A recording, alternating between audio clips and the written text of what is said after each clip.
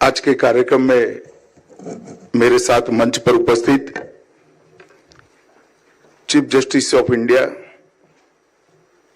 Justice Suryakant ji, Bharat सरकार के attorney general Shri R Venkataramani ji, मेरे मित्र और भारत सरकार के सॉलिसिटर जनरल श्री तुषार मेहता जी, और आज इस सभागार में विधि के क्षेत्र से जुड़े हुए सभी हुज हु जो यहाँ पर उपस्थित है, वो सभी को मैं तुषार मेहता की ओर से स्वागत भी करता हूं और अभिनंदन और धन्यवाद भी देना चाहता हूं।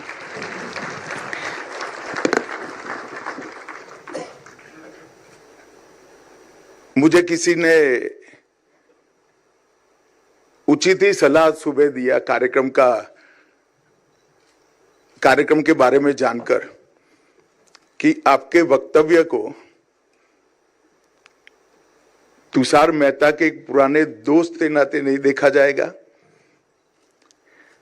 आपके वक्तव्य को एक क्रिटिक सिटीजन के ओपिनियन के बारे में भी नहीं देखा जाएगा, आपके वक्तव्य को न्यायपालिका और सरकार के रिश्तों के दृष्टि से ही देखा जाएगा। अब मैंने उनको पूछा कि आप मुझे चेताना चाहते हो या मेरे भाषण की मर्यादा तय करना चाहते हो, या आप एक प्रकार से किसी के कहने पर फोन कर रहे हो। तो वो सज्जन ने मुझे कहा कि मैं आप पर ही छोड़ देता हूं अनुमान करने का। तो ढेर सारे मीडिया के लोग हैं, मैं शुरुआत में ही स्पष्टता कर देता हूं कि यहां से कुछ कंट्रोवर्शियल किसी को मिलने वाला नहीं है। मेरे पास बहुत सारे फोरम है निर्भीकता से अपनी बात रखने का, मेरे पास बहुत सारे फोरम है क्रिटिक तरीके से अपनी बात रखने का। मैं आज श्री तुषार मेहता के इस महत्वपूर्ण प्रसंग को कंट्रोवर्सी में डालना नहीं चाहता हूं। मित्रों, तुषार जी भारत के सॉलिसिटर जनरल हैं, एक बहुत अच्छे विधि को जानने वाले अधिवक्ता हैं, मगर तुषार मेहता मेरे दोस्त भी हैं। मैं उनको लगभग 30 साल से जानता हूं। उनकी साहित्य के प्रति उनकी रुचि सिर्फ ये पुस्तकों तक सीमित नहीं है। जिसका तुषार मेहता से दोस्ती होगा उसको मालूम होगा, आपको ढेर सारे उर्दू शेरो शायरी और गजल वो धड़ल्ले से आपको भेज सकते हैं। और मैं इस बात की गारंटी देता हूं, आप एसएमएस खोलकर उनका देख लेना, व्हाट्सएप खोलकर देख लेना, वो प्रासंगिक ही होंगे। तो उनके पास साहित्य का अभ्यास भी है, रुचि भी है, और आज एक प्रकार से साहित्य सृजन में वो शुरुआत करने जा रहे हैं। तुषार भाई को मेरी बहुत बहुत शुभकामनाएं हैं। एक बात के साथ मैं डिफर करता हूं। तुषार भाई ने कहा कि मैं कोर्ट में प्रैक्टिस करता हूं और ये लिख रहा हूं। तुषार भाई, ये साहस आपका आधा अधूरा है। ये वाक्य तब उचित था तब भारतीय कोर्टों पर आप ये टिप्पणी करते जो आपने टाला है। अब मेरी टिप्पणी कोर्ट पर है या तुषार मेहता पर, वो मैं आप लोगों पर छोड़ देता हूं। मित्रों, आज विधि के क्षेत्र से जुड़े हुए बहुत सारे लोग यहां पर उपस्थित हैं। एक प्रकार से हमारे संविधान की 76 साल की यात्रा में हमने ये तो अचीव कर लिया है कि हमारे लोकतंत्र की जड़ें हमने पाताल तक गहरी पहुंचाई। हमारी multi party democratic parliamentary system को हमने निश्चित रूप से मजबूत किया है। और 1947 से लेकर आज तक इस देश में पार्लियामेंट के माध्यम से और विधानसभाओं के माध्यम से जितने भी परिवर्तन हुए, खून का एक कतरा बहाए बगैर इसको स्वीकार कर लिया गया और बहुत अच्छे तरीके से हमने परिवर्तन किए हैं। यही बताता है कि हमारे लोकतंत्र की जड़ें बहुत गहरी गई हैं और इसमें हमारे संविधान और हमारी न्यायपालिका का बहुत बड़ा योगदान है। पूरे देश की जनता में एक प्रकार से विश्वास है कि मुझे अन्याय होगा तो संविधान जाग रहा है, मेरे अधिकारों पर आघात होगा तो न्याय के द्वार खुले हैं और कहीं पर भी कमजोर व्यक्ति की या कमजोर विचार की आवाज को दबाया जाएगा तो न्यायालय में आवाज जरूर सुनी जाएगी। और ये तीनों मूल चीजों पर ही हमारा लोकतंत्र मजबूत हुआ है। और बाय एंड लार्ज देखे तो न्याय आम आदमी की जो आशा है, समाज का संतुलन है और राष्ट्र के चरित्र का एक प्रकार से बहुत महत्वपूर्ण प्रमाण भी है। इसका विश्वास टिकाने में हमें सोसाइटी के नाते बहुत बड़ी सफलता प्राप्त की है। मैं इतना जरूर कहना चाहता हूं कि मैं बाय एंड लार्ज शब्द का प्रयोग किया हूं। हम सबकी जिम्मेदारी है कि इसमें भी जो छोटे छोटे लूपहोल्स हो गए उसको न्यायपालिका और कार्यपालिका दोनों ने मिलकर सुधारने भी होंगे और इसको प्लग करने की व्यवस्था concrete time bound road map के साथ हम लेकर आगे आना पड़ेगा। मैं तुषार भाई के दो पुस्तकों के बारे में कुछ कहना चाहता हूं। मैंने बहुत डिटेल में दोनों पुस्तक पढ़े नहीं है, हालांकि तुषार भाई ने मुझे 25 दिन पहले पुस्तक दे दिए थे, पढ़ना भी चाहिए था, मगर मैं बंगाल और बाकी सारे राज्यों में बिजी था, इसलिए मैं प्रामाणिकता से कहता हूं कि मैं पुस्तक पढ़ नहीं पाया हूं।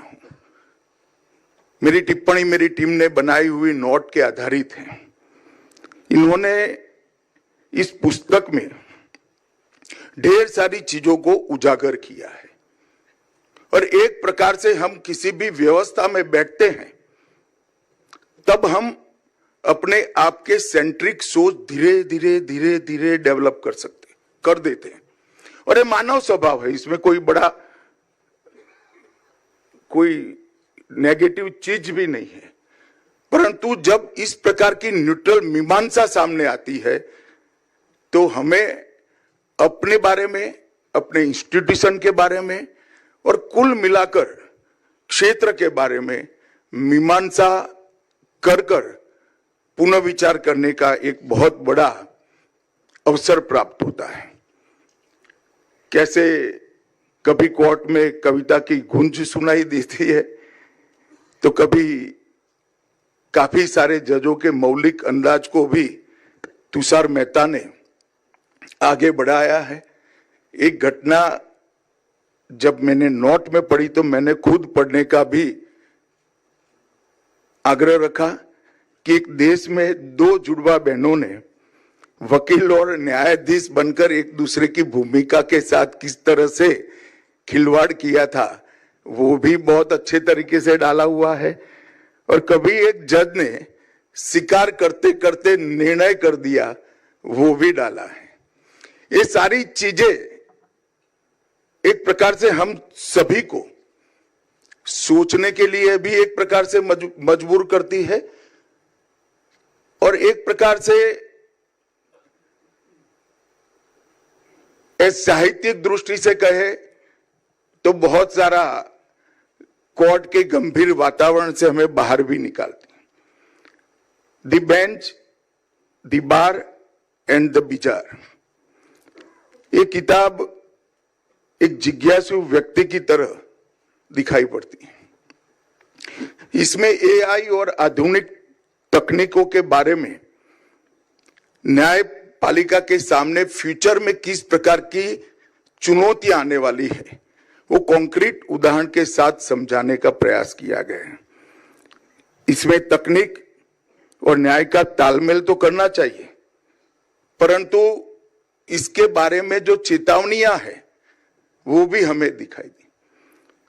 मुझे आनंद होता कि तुषार भाई ऐसी कोई चेतावनी लॉ क्लर्क्स के लिए भी दे देते तो बहुत अच्छा होता, क्योंकि न्याय का काम हमेशा ओपन कोर्ट में दो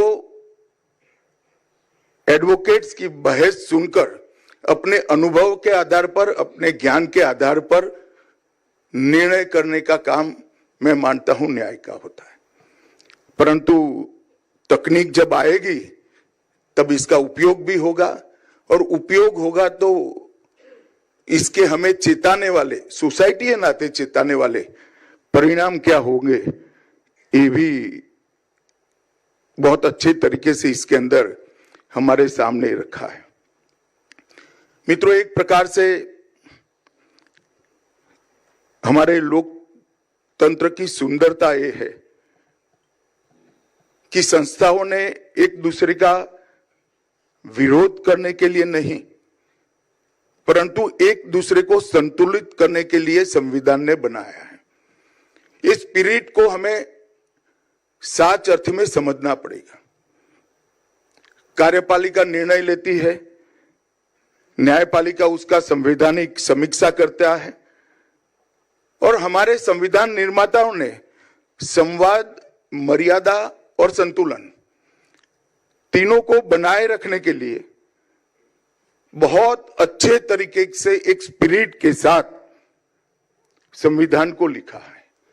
और मैं पीछे मुड़कर जब देखता हूं तो 76 साल में शायद ही किसी देश ने ये सभी मर्यादाओं को संभालते हुए देश को आगे बढ़ाया होगा। हम सबके लिए बहुत हर्ष का विषय है कि हमारे यहाँ बायन राज्य सारी मर्यादाएं बनी रही और इसको परंपराओं से हमने आगे भी बढ़ाया है। लोकतंत्र की मजबूती टकराव से नहीं है, बल्कि संस्थागत संतुलन और पारस्परिक मर्यादाओं से ही होती है। और जब मैं पारस्परिक मर्यादा की बात करता हूं तब इसकी स्पिरिट के रूप में हमारे संविधान ने स्वीकृति कई जगह पे दी है, वो हम सब ने देखा भी है, आगे पर देखना भी चाहिए। और जो एक अच्छी प्रैक्टिस 75 साल में बनी है कार्यपालिका और न्यायपालिका के बीच में संतुलन की, उसको और दृढ़, सुदृढ़ और आगे बढ़ाने के लिए हम सब ने साथ में काम भी करना चाहिए। आज मैं यहां पर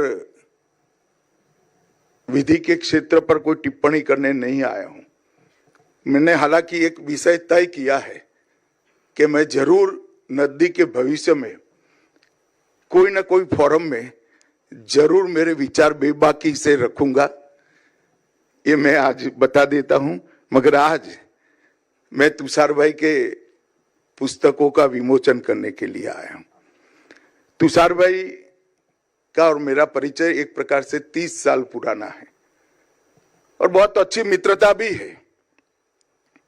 और तुषार भाई एक वरिष्ठ विधि अधिवक्ता है, मगर लेखक और जिज्ञासु विद्यार्थी के रूप में इन्होंने इन पुस्तकों के माध्यम से अपने आप को प्रस्तुत किया है। मैं तुषार भाई को जानता हूं कि कानून की गंभीरता और मर्यादा दोनों को बनाए रखते हुए उन्होंने कुल मिलाकर अदालती प्रक्रियाओं में छिपे जीवन, हास्य, व्यंग और मानवीय स्वभाव, इस सभी की बहुत सुंदर अभिव्यक्ति बारीकी के साथ किया है। वैसे तो आगे कहा गया है, मगर मैं फिर से तुषार भाई को अभिनंदन देना चाहता हूं कि उन्होंने पुस्तक अपनी मां को समर्पित किया है। चूंकि तुषार भाई के साथ मेरा पुराना रिश्ता है, मैं माता जी को मिला भी हूं और बहुत अच्छे से मिला हूं, जानता भी था। परंतु आज मदर्स डे के दिन इन्होंने ये पुस्तक का विमोचन रखा है, वो भी बड़ा सूचक और बहुत अच्छा प्रसंग है। हालांकि हमारे भारत में तो हर दिन मदर्स डे ही होता है। मेरे जैसे कई लोग होंगे जो माँ के चरण छुए बगैर घर के बाहर कभी नहीं निकले, और आज माँ नहीं रही तो इसके सामने एक छोटा सा दिया जलाकर कृतज्ञता का भाव व्यक्त कर कर ही घर के बाहर निकलते। तो हमारे लिए तो हर दिन एक प्रकार से मदर्स डे ही होता है। मित्रों, मैं आज इतना ही कहना चाहता हूं कि तुषार भाई ने साहित्य के क्षेत्र में ऑर्गेनाइज तरीके से, वैसे काफी कुछ करते रहते हैं वो, परंतु ऑर्गेनाइज तरीके से पहली बार कदम रखा है। मैं चाहूंगा कि तुषार भाई का जीवन का बहुत बड़ा हिस्सा अदालतों में ही जाता है। अदालत के बाहर निकल कर भी वो साहित्य सृजन में आगे बढ़े हैं। उनकी रुचि भी है, क्षमता भी है, और एक सफल साहित्यकार के रूप में भी अंत में उनको स्वीकृति मिले, यही मैं तुषार भाई को यहाँ अपील करना चाहूंगा। जैसा मैंने कहा कि विधिक क्षेत्र के लिए मेरे जो विचार है, मैं जरूर कोई एक फोरम में रखूंगा भी और बेबाकी के साथ रखूंगा। आज मैं तुषार भाई को बहुत बहुत शुभकामनाएं देकर मेरी बात को समाप्त करता हूं। वंदे मातरम।